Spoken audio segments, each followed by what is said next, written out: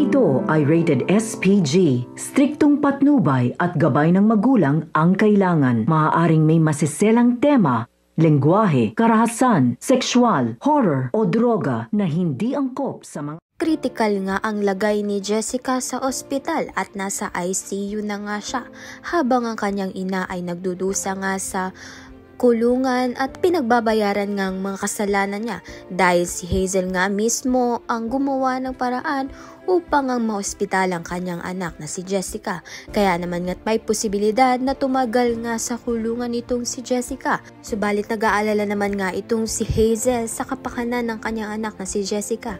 Kaya naman nga tatakas nga siya sa kulungan at pupuslit nga sa ICU upang ang makita nga niya ng aktwal ang kanyang anak na si Jessica. Dahil nga pinagbabawalan nga siya na pumunta nga at dumalaw sa kanyang sariling anak ni Manuel at ni Felma.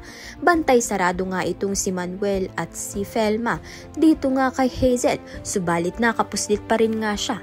Sa kabilang banda naman nga nagbunga nga ang pagkakamali nga ni Andrea at ni Joel at buntis nga itong si Andrea. Mag-isa nga lang lumayas itong si Andrea, subalit pagbalik nga niya kina Felma at Manuel ay nagdadalang tao na nga siya dahil nagpadalos-dalos nga siya sa desisyon. Kaya naman nga't yan at iba pa ang dapat nating pakaabangan. Maraming salamat sa iyong panunood.